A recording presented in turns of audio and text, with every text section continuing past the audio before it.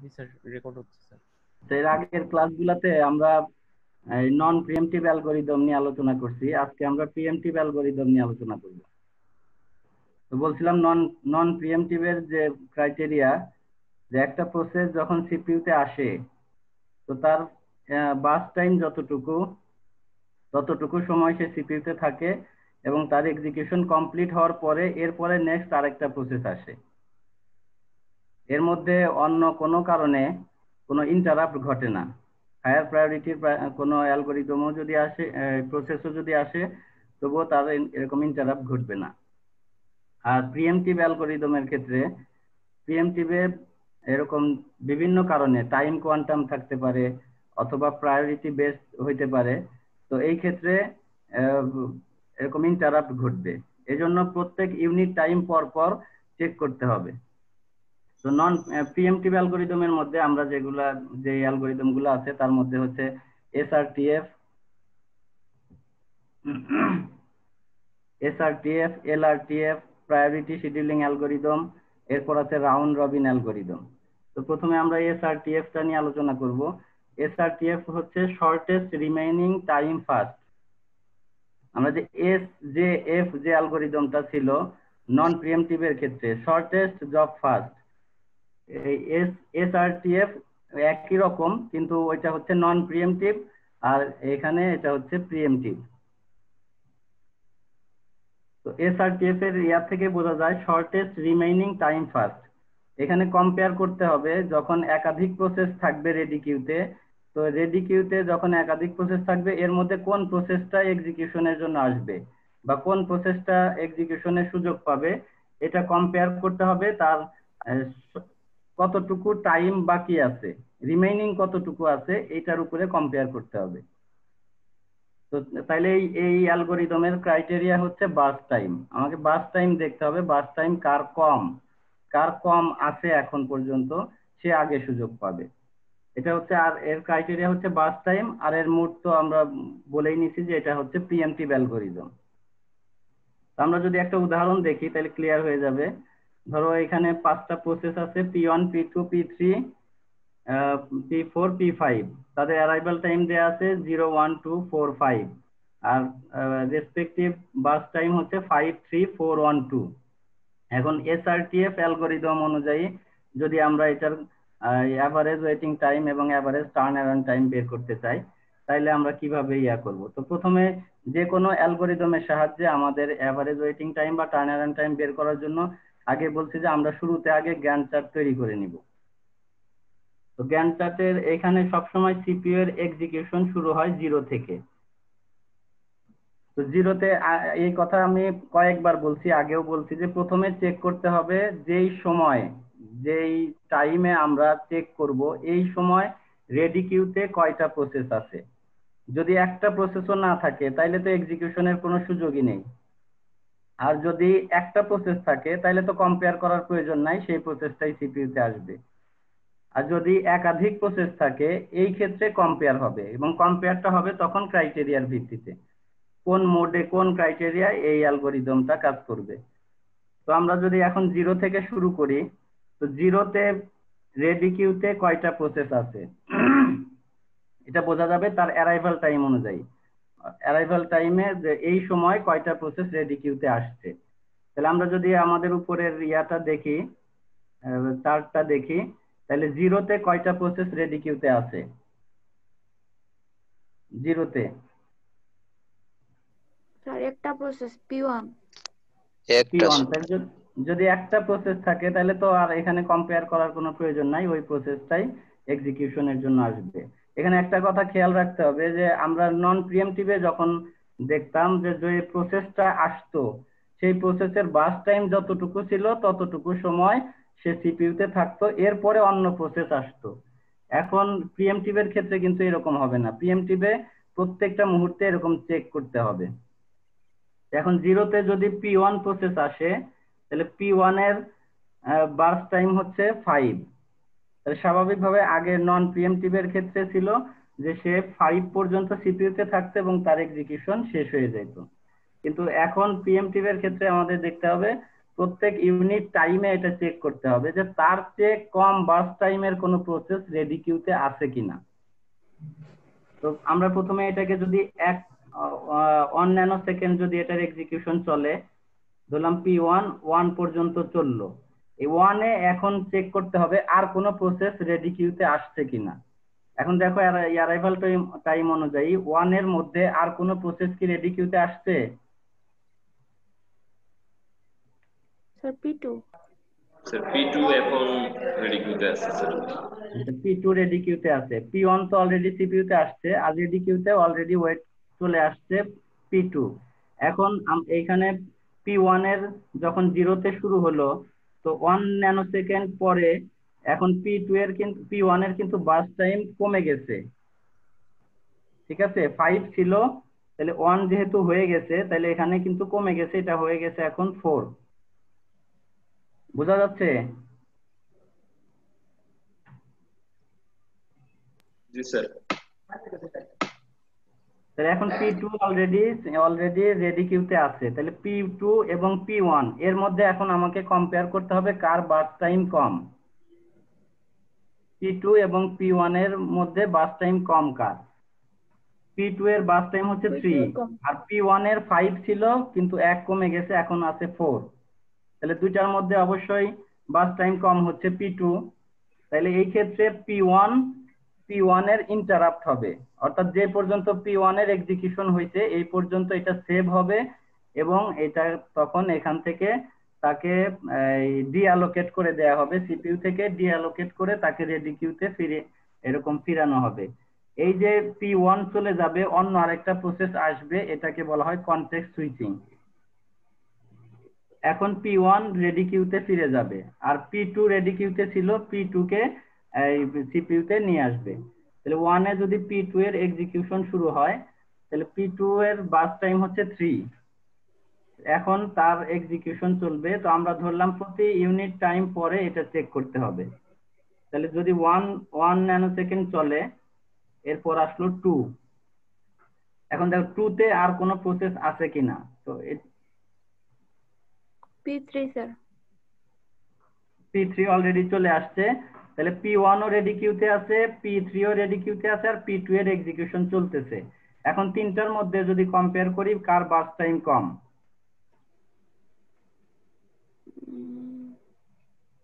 P2 এর কম। P2 এর burst P1 এর হচ্ছে 4, P2 2, আর P3 এর 4। তাহলে অবশ্যই P2 এর বার্স্ট টাইমই কম, সুতরাং তার কনটেক্সট সুইচ ঘটবে না, সেই সিপিইউ তে থাকবে, আরো আরো তার এক্সিকিউশন চলতে থাকবে। তাহলে P2 আরো আরো 1 ন্যানো সেকেন্ড তার এক্সিকিউশন চললো, টাইম আসলো 3-তে। এখন 3-তে আর কোন প্রসেস, এখন কোন কোন প্রসেস রেডি কিউতে আছে? এখন P2 এর কিন্তু তার বার্স্ট টাইম কমে এখন 1 হয়ে গেছে, আর P3 এর মধ্যে আর কোনো প্রসেস আসেনি। আগে যে প্রসেস গুলো ছিল P1 এবং P3, এই আর P2 তো সিপিইউ তে আছে, এই তিনটা প্রসেসই আছে। এখন তিনটার মধ্যে কম্পেয়ার হবে, কম্পেয়ার করলে P2-ই দেখা যাচ্ছে যে P2 এর বার্স্ট টাইমই কম দেখা যাচ্ছে, তাহলে P2-ই কন্টিনিউ চলতে থাকবে।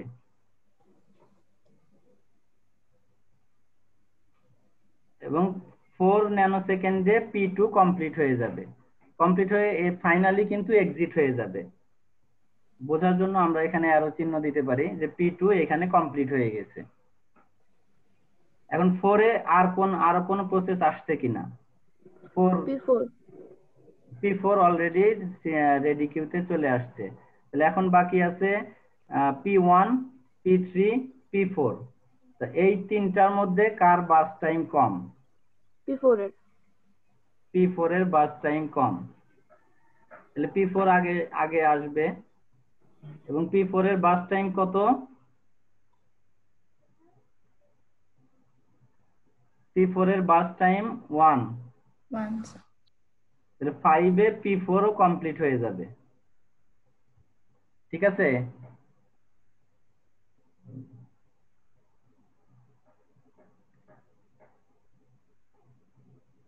জাবেদ শুনতে পাচ্ছ? জি স্যার, জি স্যার শুনতে পাচ্ছি স্যার। কি বোঝা যাচ্ছে? ক্লিয়ার এতটুকু? জি স্যার মোটামুটি। P4 এর কিন্তু ওয়ান ওয়ান তার বাস টাইমই হচ্ছে 1, সুতরাং 1 ন্যানো সেকেন্ড পরে তার এক্সিকিউশন শেষ হয়ে যাবে, এবং যেহেতু তার 1ই তার বাস টাইম, সুতরাং সে কমপ্লিট হবে এবং এক্সিট হয়ে যাবে এখান থেকে। এরপর এখন দেখো 5-এ অলরেডি P5ও রেডি কিউতে চলে আসছে। এখন প্রসেস আছে P1, P3 এবং P5। P1 এর বাকি আছে 4, P3 এরও 4 এবং P5 এর 2। ঠিক আছে, তাহলে এই তিনটার মধ্যে কোন প্রসেসটা আগে সুযোগ পাবে?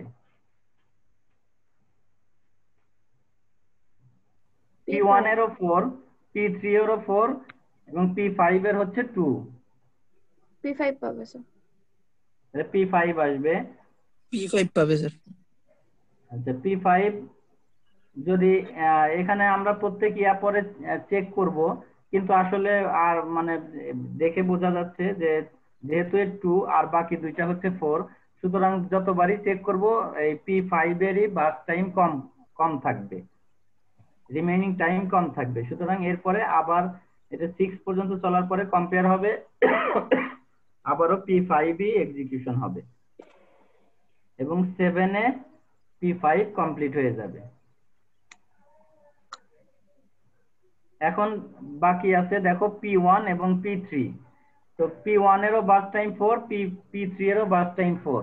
তাহলে দুইটার মধ্যে কোন প্রসেসটা আগে সুযোগ পাবে? স্যার যে সিপিইউ তে আগে আসছে স্যার। P1 স্যার, হ্যাঁ, অ্যারাইভাল এর টাইম আগে আগে কিন্তু আমি বলছিলাম যে যখন বাস টাইম সেম হবে, ওই ক্ষেত্রে অ্যারাইভাল টাইম দেখতে হবে, কার অ্যারাইভাল টাইম আগে, কে আগে আসছে রেডি কিউতে, কে আগে সুযোগ পাবে। তাহলে যদি P1 যেহেতু তার অ্যারাইভাল টাইম কম, আগে আসছে, তাই এরপর P1 আগে সুযোগ পাবে। তো P1 এর বাকি ছিল কত? 4। তো তার এক্সিকিউশন চলবে। এখন দেখো 1 ন্যানো সেকেন্ড পর পর এটা চেক হবে, কিন্তু প্রতিবারই যেহেতু 4 কমে 3 হয়ে যাবে, তো আর P3 তো 4ই আছে, তো প্রতিবারই P1 এর রিমেইনিং টাইমটাই কম থাকবে, সুতরাং P1টা কন্টিনিউ চলতে থাকবে কমপ্লিট হওয়া পর্যন্ত। 7 থেকে 8 হবে, হয়ে যাবে 3। তারপর 8 থেকে আবারও P1ই সুযোগ পাবে, এটা হয়ে যাবে 2। তারপর 9 থেকে আবারও P1 থাকবে, এটা হবে কত? 1। 10, এরপর আবারও P1ই থাকবে,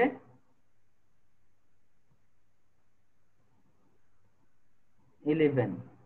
এবং এরপরে 11 এর সময় শুধু একটা প্রসেসই বাকি থাকবে, সেটা হচ্ছে P3। এরপরে P3 আসবে এবং এই কন্টিনিউ এভাবে চলতে থাকবে কত? 15 পর্যন্ত।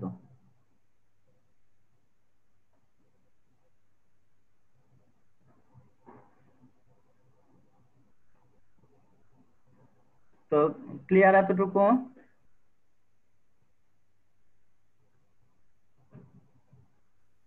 স্যার।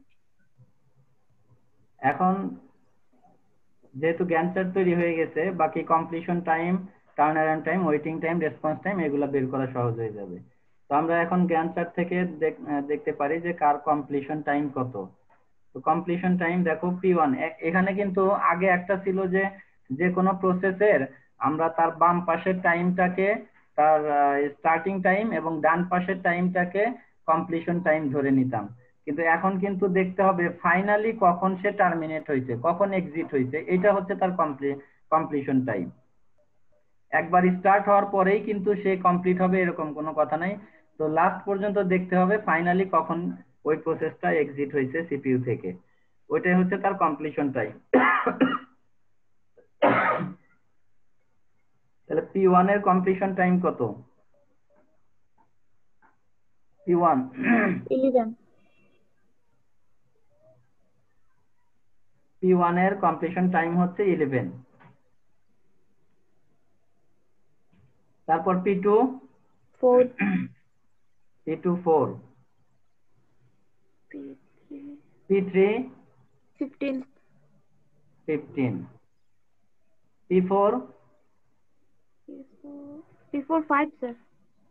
P4 5, আর P5 P57.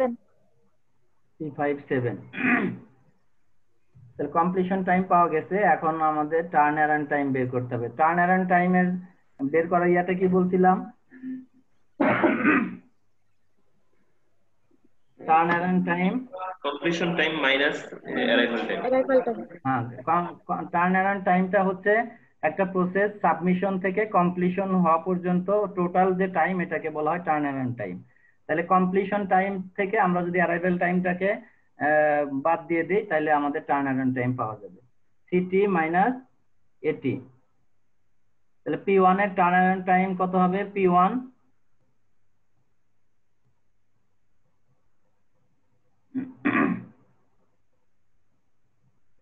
Sir, P1 হবে 11. P1 11, P2 3. 3. 3, P3 13. 13. 13, P4 1. 1. 1, P5 2. 2। ওকে, এখন ওয়েটিং টাইম। ওয়েটিং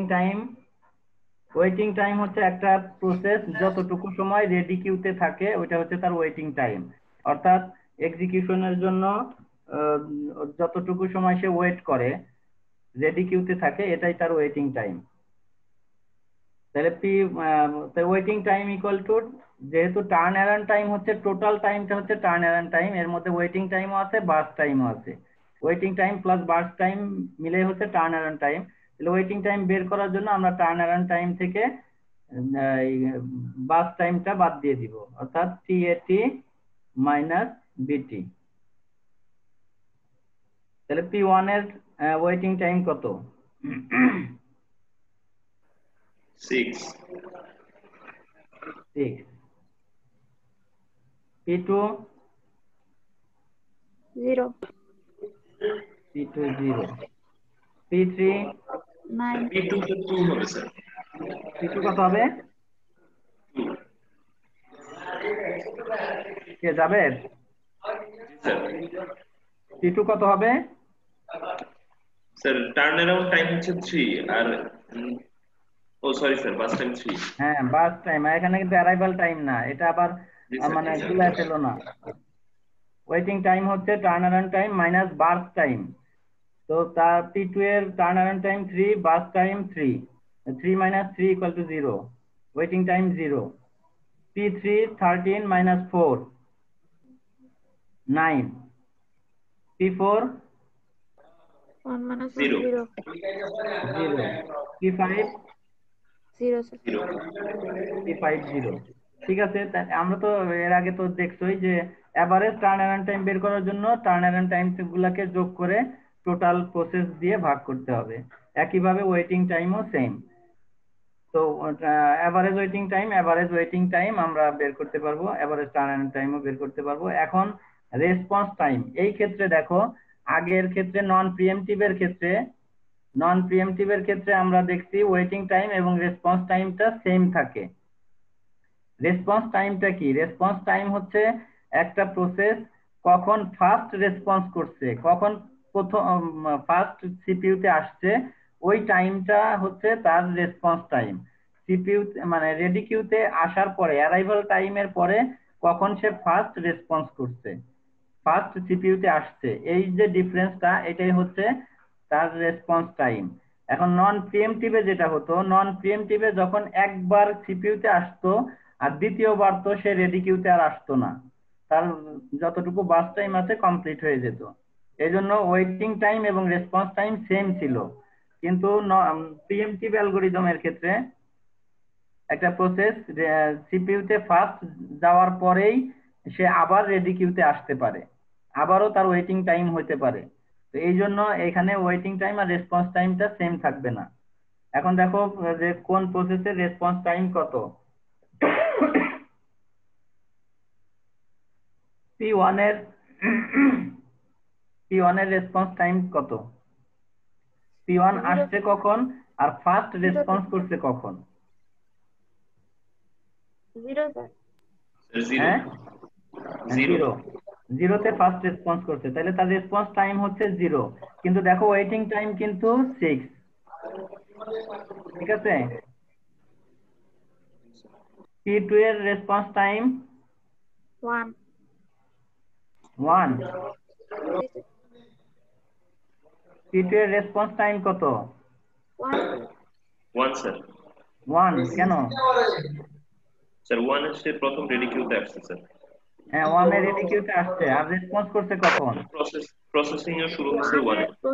1 এ। তাইলে ফার্স্ট রেসপন্স থেকে সিপিইউ এ ফার্স্ট রেসপন্স থেকে তার ইয়াটা বাদ দিতে হবে, অ্যারাইভাল টাইম বাদ দিতে হবে।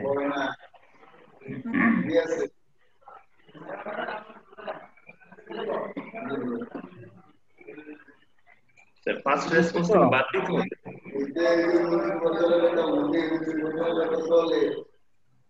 Hello, sir first response time থেকে বাদ দিতে হবে।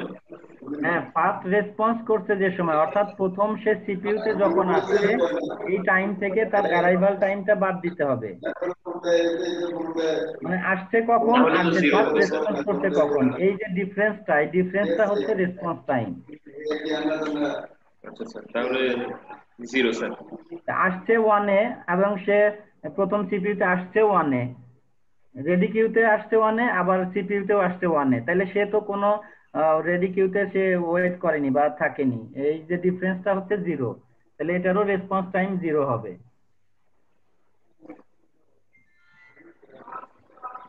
তারপর P3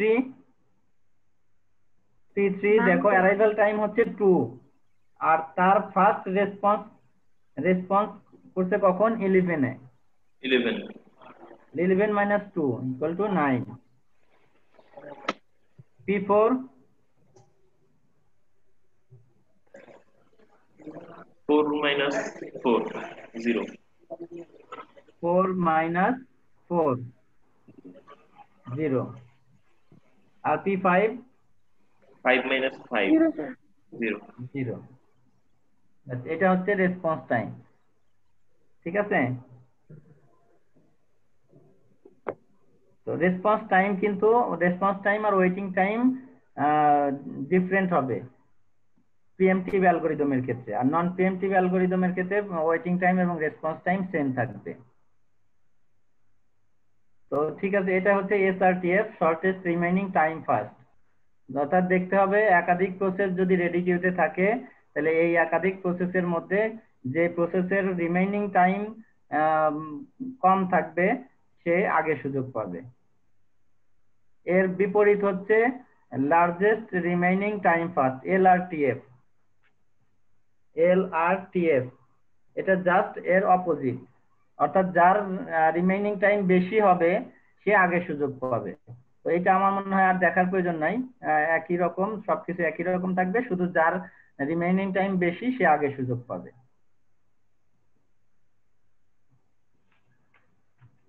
এরপর আমরা এরপরে যেটা দেখবো হচ্ছে প্রায়োরিটি শিডিউলিং অ্যালগরিদম।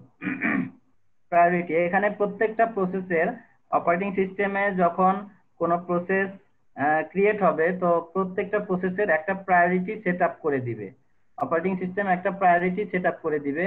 এই প্রায়োরিটির ভিত্তিতে প্রসেস এক্সিকিউট হবে, যার প্রায়োরিটি বেশি হবে সে আগে সুযোগ পাবে।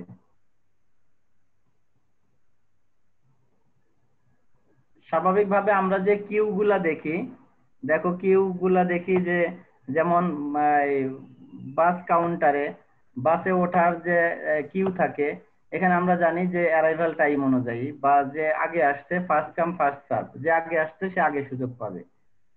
হসপিটালে যখন আমরা যাই, কোনো ডাক্তারের অ্যাপয়েন্টমেন্ট নেই, তো যে সিরিয়ালে আগে আছে সে আগে সুযোগ পায়।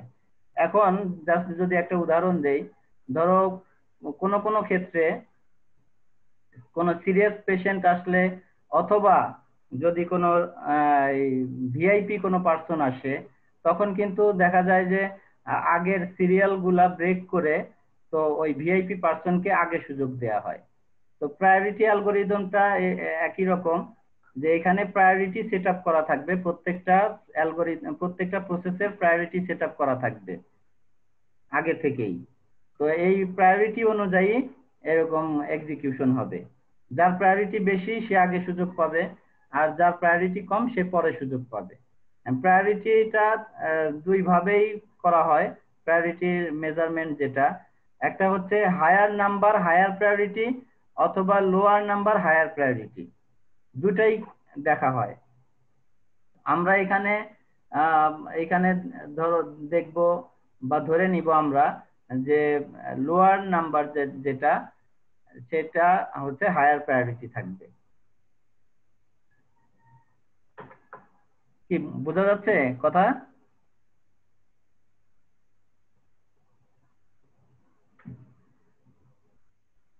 স্যার শেষের কথাগুলো ক্লিয়ার না স্যার। প্রায়োরিটি যেটা বললাম, প্রায়োরিটি হচ্ছে এটা তো জানোই যে অগ্রগণ্যতা, কার প্রায়োরিটি বেশি, যার প্রায়োরিটি বেশি সে তো আগে সুযোগ পাবে। আমি উদাহরণ দিলাম, উদাহরণটা তো বুঝছো। যেমন ধরো জি স্যার।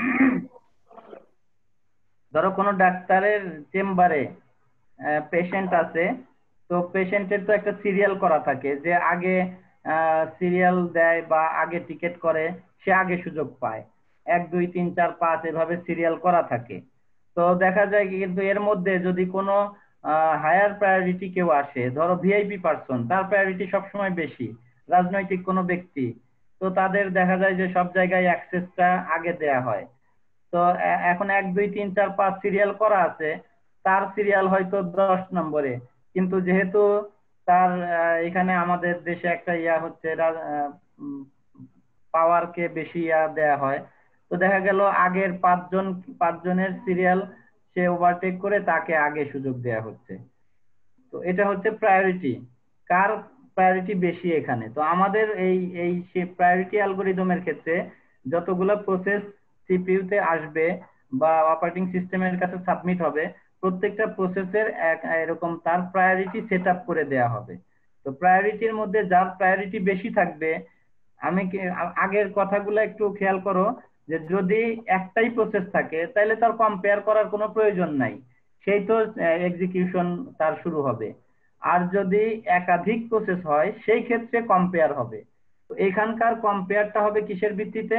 এখানে ক্রাইটেরিয়া হবে প্রায়োরিটি ভিত্তিতে, কার প্রায়োরিটিটা বেশি। এখন প্রায়োরিটি বেশি এটা আমরা কিভাবে বুঝবো, কার প্রায়োরিটি বেশি এটা কিভাবে বুঝবো? তো আমি বললাম দুইটা কনসেপ্ট আছে, দুইটা কনসেপ্টেই কাজ হয়। একটা হচ্ছে হায়ার নাম্বার হায়ার প্রায়োরিটি, ধরো 1 এবং 2, দুইটার মধ্যে হায়ার নাম্বার হচ্ছে 2, তাহলে 2 এর প্রায়োরিটি বেশি, এটা একটা মেথড আছে। অথবা আরেকটা আছে লোয়ার নাম্বার হায়ার প্রায়োরিটি, 1 আর 2 এর মধ্যে 1 এর প্রায়োরিটি বেশি। বোঝা গেছে? জি স্যার। বইতে দুই ধরনেরই আছে, হায়ার নাম্বার হায়ার প্রায়োরিটি এটাও আছে, আবার লোয়ার নাম্বার লোয়ার প্রায়োরিটিও আছে। তো আমরা এখন যখন এক্সাম্পল দেখব, আমরা লোয়ার নাম্বারকে হায়ার প্রায়োরিটি ধরে নিব। ঠিক আছে? যেমন 1 এবং 2 এর মধ্যে আমরা ধরে নিব যে 1 এর প্রায়োরিটিটা হচ্ছে বেশি, 2 এর প্রায়োরিটি কম। ক্লিয়ার? জি স্যার। জাস্ট আগের মতোই, তেমন কোনো পার্থক্য নাই, শুধু যখন একাধিক প্রসেস থাকবে তো একাধিক প্রসেসের ক্ষেত্রে খেয়াল করতে হবে কার প্রায়োরিটিটা বেশি আছে। ঠিক আছে? তো গ্যান্ট চার্ট যদি তৈরি করি, তাহলে সবসময় সিপিইউ এর এক্সিকিউশন শুরু হয় 0 থেকে। তাহলে এখন দেখো 0-তে অ্যারাইভাল টাইম আমরা দেখব, 0-তে কয়টা প্রসেস রেডি কিউতে আসছে। 0-তে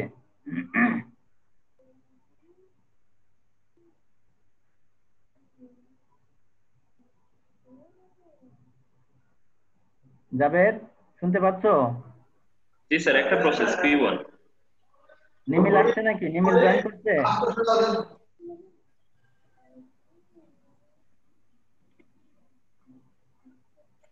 স্যার দেখছি না তো। আচ্ছা, তাহলে একটা প্রসেস দেখো এখন রেডি কিউতে আছে P1। তাহলে আমাদের তো আমি আগেই বলছি যে একটা প্রসেস থাকলে তো কম্পেয়ার করার কোনো প্রয়োজনই নেই। যখন একাধিক প্রসেস থাকবে তখন কম্পেয়ারের বিষয়টা আসবে। তো যেহেতু একটাই প্রসেস আছে, তাহলে সেই রেডি কিউতে সেই সিপিইউতে চলে আসবে এবং তার এক্সিকিউশন শুরু হবে। কিন্তু নন প্রিএমটিভে যেটা হতো, যে এক্সিকিউশন শুরু হওয়ার পরে তার বাস টাইম ততটুকু সময় সে সিপিইউতে থাকতো এবং তার এক্সিকিউশন কমপ্লিট হইতো। এক্সিকিউশন কমপ্লিট হওয়া না পর্যন্ত আরেকটা প্রসেস আসতো না। কিন্তু প্রিএমটিভের ক্ষেত্রে যেটা হবে প্রত্যেক ইউনিট টাইম পর পর এটা চেক করতে হবে। অর্থাৎ প্রত্যেক ইউনিট টাইম পর চেক করে দেখতে হবে যে এর চেয়ে হায়ার প্রায়োরিটি কোনো প্রসেস রেডি কিউতে আছে কিনা। যদি হায়ার প্রায়োরিটির কোনো প্রসেস থাকে তাহলে তখন যে প্রসেসটার এক্সিকিউশন চলতেছিল এই প্রসেসটার এক্সিকিউশন ওই জায়গায় স্টপ হয়ে যাবে, তার ইন্টারাপ্ট ঘটবে এবং তাকে আবার রেডি কিউতে ফেরত পাঠানো হবে, ডিঅ্যালোকেট করে দেওয়া হবে এবং ওই যেটা হায়ার প্রায়োরিটি তাকে সিপিইউতে নিয়ে আসা হবে। এখন দেখো 1 তাহলে 1 ন্যানোসেকেন্ড যদি এক্সিকিউশন চলে তাহলে P1 এর বাস টাইম ছিল 5, তাহলে 5 থেকে 1 কমে যাবে 4 হবে। এখন এই 1 এর মধ্যে রেডি কিউতে আর কোনো প্রসেস আসছে কিনা? স্যার আরেকটা আছে স্যার P2 অলরেডি রেডি কিউতে চলে আসছে। এখন আমাকে দেখতে স্যার হবে একটু কথা বলি স্যার। হ্যাঁ আমাদের টাইম স্যার 1 মিনিটের চেয়ে কমে গেছে sir. Sorry sir meeting time 1 মিনিটের কম আছে স্যার। আবার কানেক্ট হবে। স্যার তাহলে আমরা স্যার নতুন সেশনে কথা শুরু করি। আচ্ছা ওকে ঠিক আছে।